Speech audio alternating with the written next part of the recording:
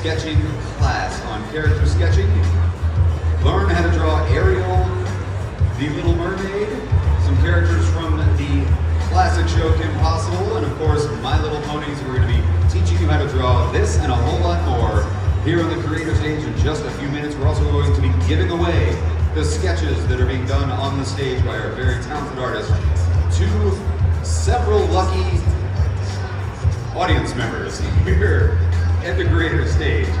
We're also going to be answering any questions you have about YouTube production. Our very special artist is a YouTube star. Find her at I Love Kim Possible a lot on YouTube. And come by, learn how to draw some amazing comic book characters, cartoon characters, Ariel the Little Mermaid, Kim Possible, some amazing stuff, and win some free stuff right here at the creator stage in about 2 minutes. So parents, bring your children. Children, bring your parents to the creator stage in about 1 minute. There's always a lot of Kim and Chicos, regardless of who's at a con, because those are just fun costumes. They're fun buddy costumes. All right, it's officially 1 o'clock, so if you guys don't know, I'm going to be talking a lot over the microphone. In case you don't know, I Love Kim Possible on YouTube. The short version of that is KP. If you're new to me and my stuff, welcome. I have my Ariel thing is blocking the mic, but I have an Ariel water bottle on the side. Anyway, so I'm gonna just go into it. I'm gonna just start with drawing Kim Possible because that was the first thing that was requested, and then talk about art stuff. And then in between sketches, I'll do some Q&A. So if you guys have Q&A questions about either art or YouTube, it is called YouTube production after all. But I'll just take what I can get at this point. It's Sunday, everyone's kind of tired. All right, so. Kim Possible. So I'm going to do a headshot of Kim first, or a bust as they call it in the art world, just to kind of warm myself up. The Kim Possible characters are kind of, they're very angled, and they have a lot of like circles and points in them. So, that's just something to keep in mind when you're drawing them. So this is Kim. I started Kim. So before I start, I got this backwards yesterday, or the day before when I drew Kim last time. Let me look at my reference to make sure this is correct. It's correct! So for Kim specifically, when you're drawing Kim, her hairline is different based if she's looking left or right. So when she's looking left, or when her hair's on her right, so we'll just say right. So there's our eye line on this one. Yeah, gotcha. So there would be, the eye line essentially is basically how you figure out where the character is, where their eyes and where their nose is. So usually you can follow this to kind of see where their nose is, but I'm not gonna draw that right now just because I'm just teaching you about her hair. Because usually it's fun when you draw characters, but when you turn them into animatable characters, then you have to keep more things in mind, extra steps. It's like character design, but with extra steps. Anyway, that's my Rick and Morty question or reference. Thanks for coming. So for Kim's hair, if she's looking this way and her nose is facing this way, then her hair is going to be like this. Generally, I'm kind of improvising a little bit with the eyeline and stuff. It's not perfect. Yeah. So her eyeline is like this, her right.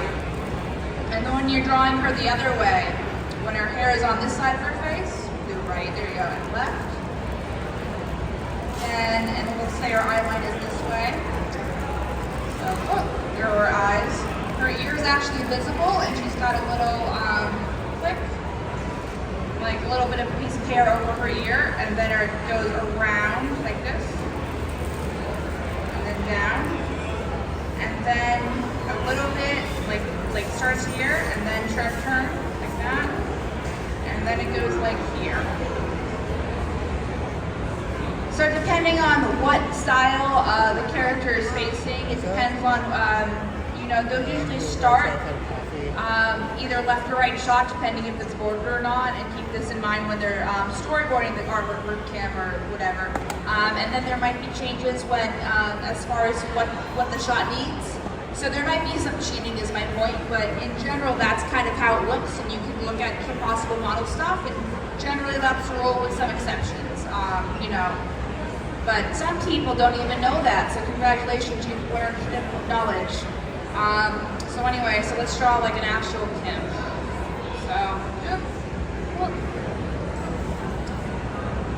so I like drawing the eyes over the hair and the eyebrows over the hair, but you know, let's not start out with this. For Kim specifically, and all the Kim Possible characters, her nose kind of follows her eyebrow over here. They're connected, and sometimes they're not. And then she's got the famous Kim Possible lip, so it's just the upper lip, and then she's got like a little light line implying her lower lip, and then eyes. And then Kim has pupils, Shigo has pupils, so the little black things are pupils. But it's very dependent on the character for Kim Possible, as far as what character has what. And then, for this angle, you start here, and then you go around. And then we're going to do the top of the hair, like this thing.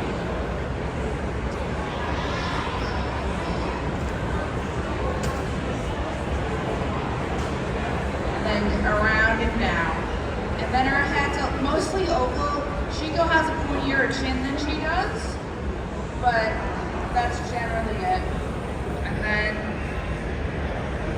I'm not going to draw the body because I didn't start sketching the body on top of it, but I can at least draw the start of her neck just so you kind of get a feel of where it would be if I finished it.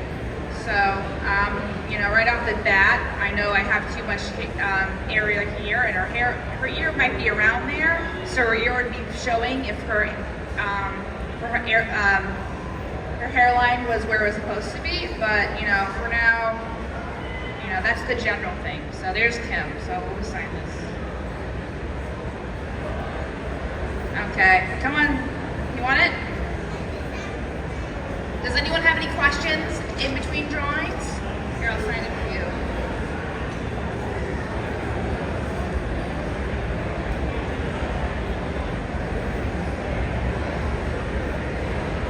Here you go. Yay! Yeah, hi, what's your question, sir? Hi, I'm Alex. I'm from Beyond the Capes. It's hard to hear you. The reverbs up here is a little weird, so just make sure you talk in the microphone. Okay, just like this. Hi, my name is Alex. I'm from Beyond the Capes podcast group, and just a question about your YouTube channel. As far as like getting followers, how do you exactly like start that, and then how do you kind of like maintain that and grow your followers? Right. Well, podcasts, as comparison to YouTube content in general, is a little bit more manageable because that's just audio editing versus videos, which are video editing, visuals essentially. The advice I always give people is just to not have any expectations going in. You're not going to get sponsors. You're not going to make money for probably like maybe 6 months to a year, if ever. So just have low expectations, because I see a lot of people going into any kind of creative field with wanting some validation from the internet, and that's generally not healthy.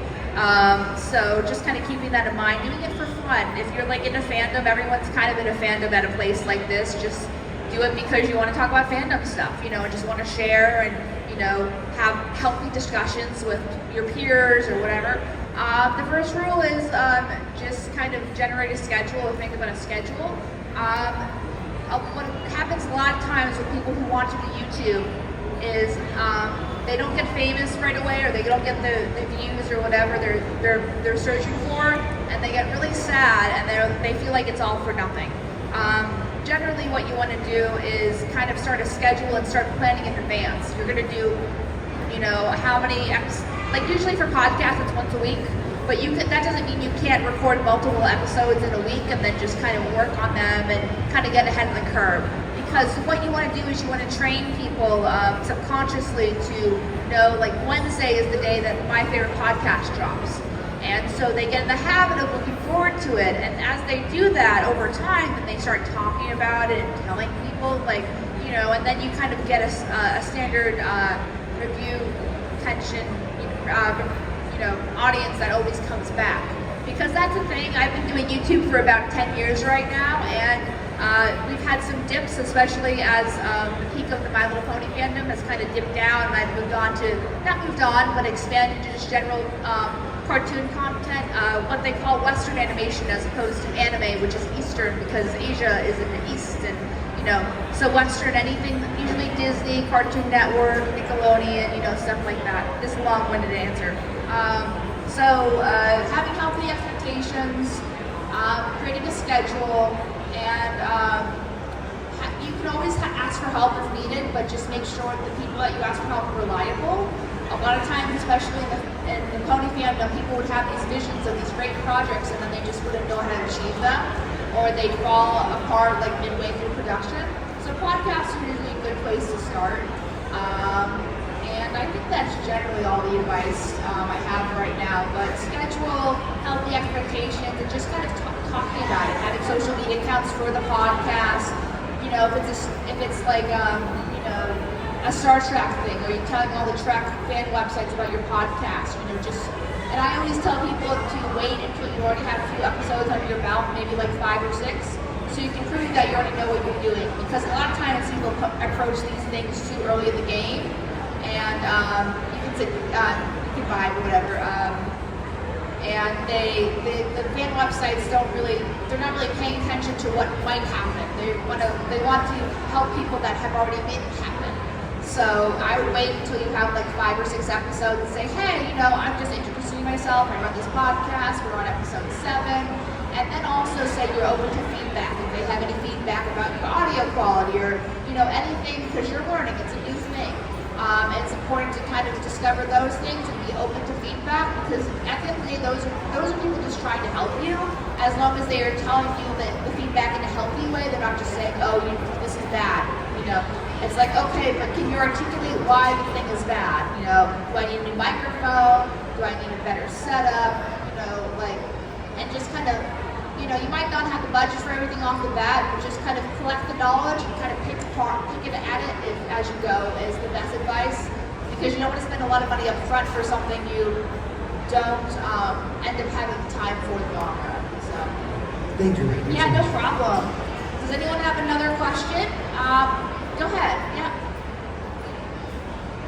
Hi. My name is Rachel. I am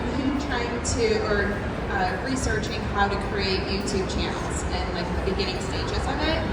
And I was wondering if you did your own editing for your YouTube, and if you did your own, is there a certain type of equipment that you use? That's a great question. My name's also Rachel. I don't know. But my real name, my online name is KP, which is the short version of the I Love Kim Possible lot, because a lot of words, and people who aren't familiar with me like, what do I call you? Do I call you Kim Possible lot? I'm just like, no, stop. You're hurting everyone involved. Essentially, we use the Adobe Premiere stuff. I recommend not doing that out the get-go, because Adobe is expensive and frankly not worth the investment if you're not sure you want to do it like for a long time. So there's free things. So DaVinci Resolve is the free program that I usually recommend to people. It can do anything Premiere can, but it's free. As well as HitFilm. HitFilm is another free editing program, and don't be fooled by the website. It just say pay to donate. So you can download it for free. They're both open source. And generally what's happening in the actual professional industry is as these things are becoming open source, then people are switching from Adobe stuff to the free stuff because, for those who don't know, the Adobe Suite, which is what the industries use, is paid by subscription, so you have to continually pay for it, versus like Sony Vegas where you only have to buy it once. Or the stuff I'm recommending, which you don't have to buy at all. As far as editing, I used to edit my own videos when I was just starting out, and then I realized I didn't have the time for that. Or my vision to be more grandiose than my editing stuff, so I wanted to streamline my process a little bit. So, but I had around 6,000 subscribers at that point, so I already had a little bit of a buffer. But managing people is a whole other beast, because you have to learn HR, essentially, human resources skills to do that effectively, because, God someone doesn't have good experiences with you, and instead of telling you to your face, they go on Twitter and they say, hey, this person was an icky face. That's happened to me more than I would like, so that is a risk, but you know, people, I generally try to trust people, but I have screenshots just in case, or recordings in case of some kind of confrontation with consent from all parties, like worst possible case. And that way, if someone tries to spin something, then you have the receipts. Is the easiest way to say it. How did you find your editor, like the professional one? Oh, I put out like an ad on my own channel when I already had 6,000 subscribers. But note that if you want a good editor from the get-go, then you're probably going to have to pay someone. Because, you know, like, no one really wants to work for free, especially if they've gathered the skills to do it. But if you're asking for free work, I just say be upfront with it, and just also know what the other person is getting out of it in return. Usually it's resume or portfolio work, which is fine. But if they want to be friends with you, especially if you're a woman on the internet, be wary of that. You know, you don't. Thank you. No problem. Okay, now I'm going to draw Shigo. So anyway, so Shigo is just going to be their bust. So I'm going to start with a circle, and then I'm going to do my dividing lines. So dividing up near that and that. Shigo has pointier eyes than Kim. Kim has more ovals, and Shigo has like more ones with actual points. So I'm going to draw those. Like I said earlier, Shigo also has pupils. So circle.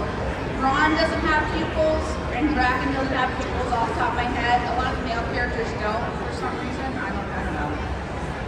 We're gonna make her mad because she's Shigo and she's always a little bit kind of mad.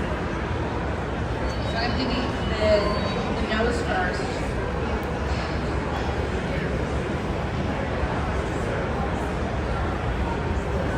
And the fun thing about the lips is you can have the lips be on both sides of the face. It doesn't have to just be down here. So I'm kind of exaggerating the lips a little bit to show Shigo just being, not having a good time, essentially. That's all I can say. It's a family-friendly event right now. So like I said, she's pointed, so you can follow this line to kind of figure out what her chin is.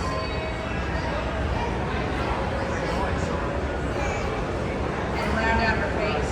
And especially too, you want to make sure you still have her head, and remember what shape the skull is. So like if you drew a skull from the side, that's generally what it would look like. And there's like, that would be a basic profile, little skull man, little lips. So, you know, a lot of times artists, especially when they're drawing here, is they'll forget about this part, and they'll just focus on this part. And then what you have to remember, it will go like around the whole skull, just like your head, you know, contains all of your hair, not just part of your hair. So anyway, I'm gonna refine her chin a little bit to go back. And then for Shigo's hair, she's got like a curl here. She's got more wavy hair than Kim, so we do this, kind of like this line. And then she's got a few more waves. She's got two.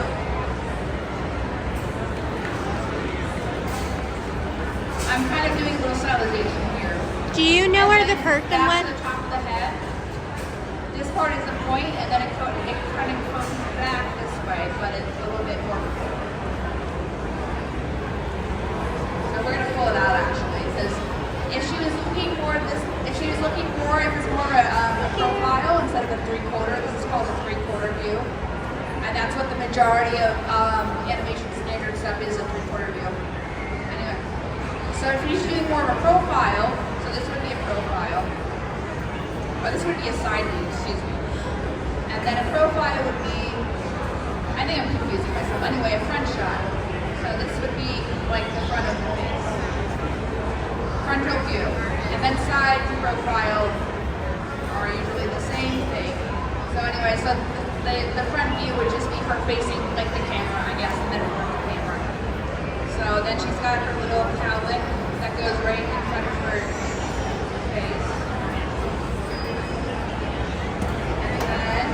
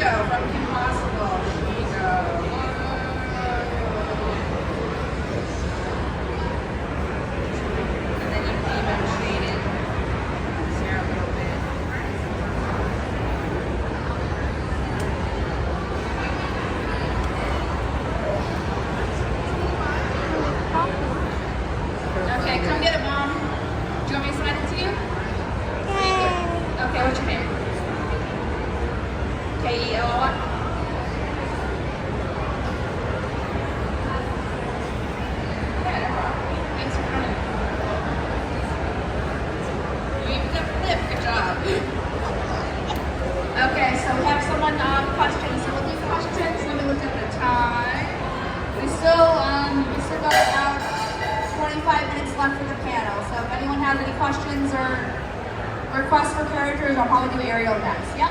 Hi, I think I met you years ago at Windy City Pony Con. Yeah, that sounds about right. Everyone keeps on saying that. I'm not local to the area, so I'm just like, yeah, that sounds about right. I was wondering, do you still do pony conventions, and what do you think of the new series? I still am open to do pony conventions, but you know, the pony fandom is kind of in a weird state right now where it's a little low. I've watched some of the newer stuff, but it's just not really vibing with me. So I know Discord was in one of the new G5 comics that I kind of skimmed a little bit. So that seemed like a good idea, but it's like a little dark with everyone still, with him still alive. Anyway, I won't go into that. It's not a pony specific panel.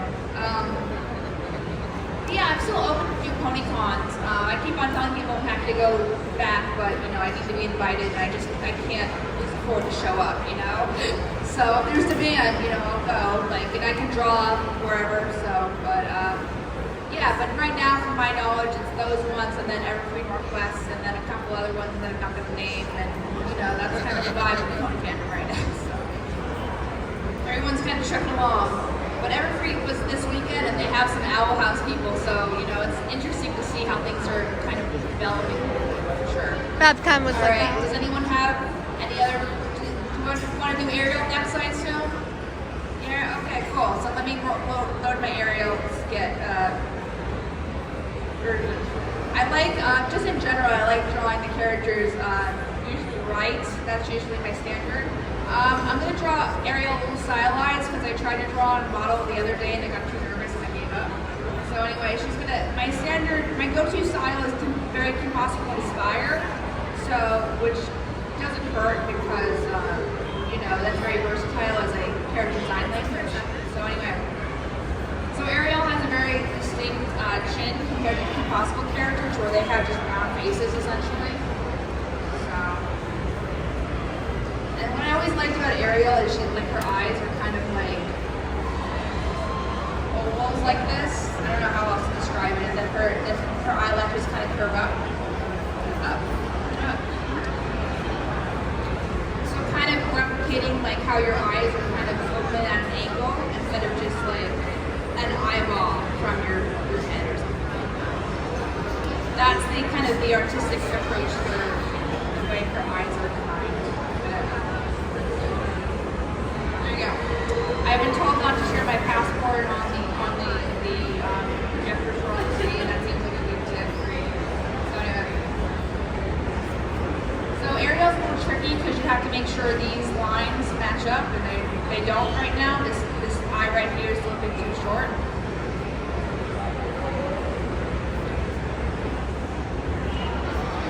Even then it still looks a little off, but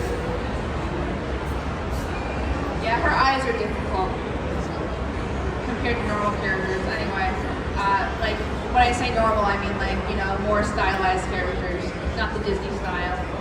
So anyway, so same chin, but Ariel kind of has a small nose. I'm gonna make it a little pointy.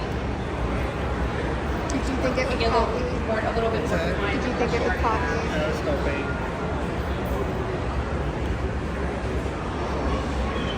Very misleading. Either that or chin a little bit. And then just remember the jaw usually there are the jaw lines and then it goes pointy. There's the chin. That's just standard for every character. Like that would be a front view. So that'd be a front view. So we're doing a side view. So keep that in mind because we're still trying to get the jaw line correct and then doing that's just an okay job.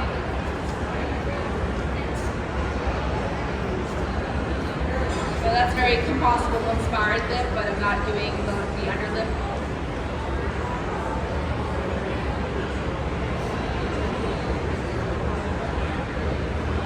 Ariel also has pupils, but like most of the Disney characters, she also has this little dot of shine to that.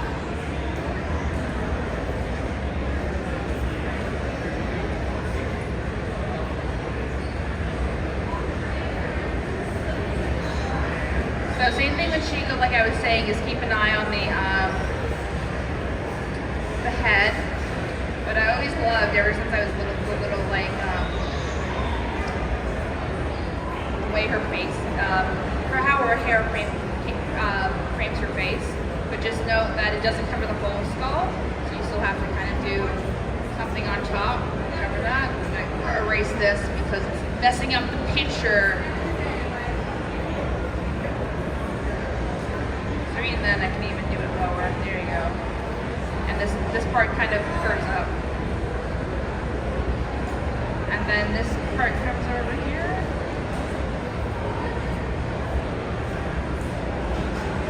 And it depends on what version of Ariel if you're drawing, but if you're drawing her as a mermaid, then you can kind of have fun with how wavy her hair is.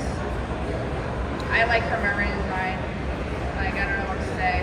I've always liked it since I was a wee lad.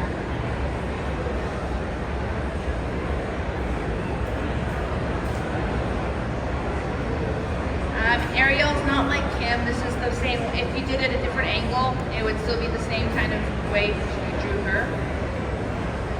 Oh, there you go. That's kind of close, but I'm going to refine her face shape a little bit. There you go. That's a little softer.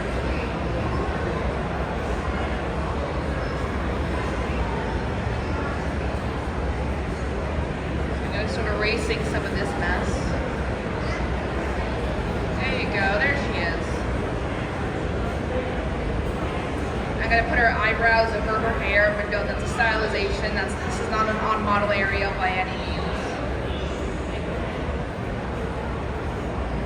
So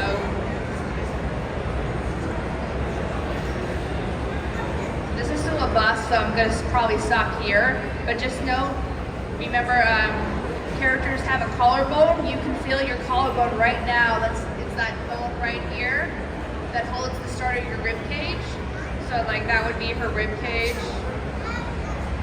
Some people forget about that, as well as knowing that the sockets of the arms, I was saying this the other day on Friday, that your arms are not like this as far as the shoulder.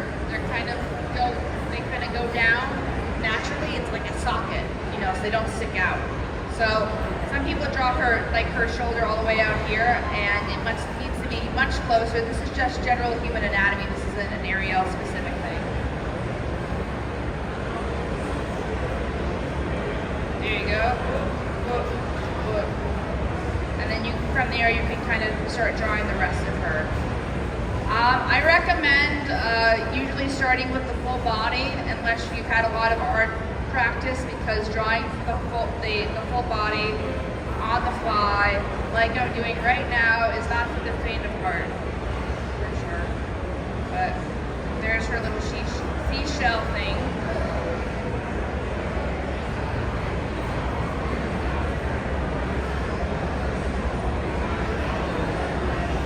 Okay, I'm pretty satisfied with that.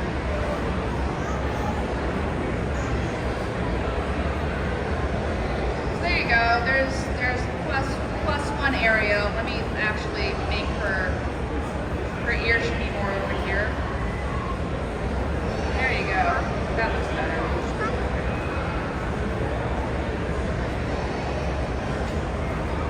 Do multiple people want the Ariel? You just want it? Okay, come on up. You win it. It's been pretty fun today, so we're gonna head home, watch some Bluey, and go to sleep. But thanks for watching. And remember, you have the ability to be awesome. Stay tuned and feel free to like, comment, and subscribe. Bye guys!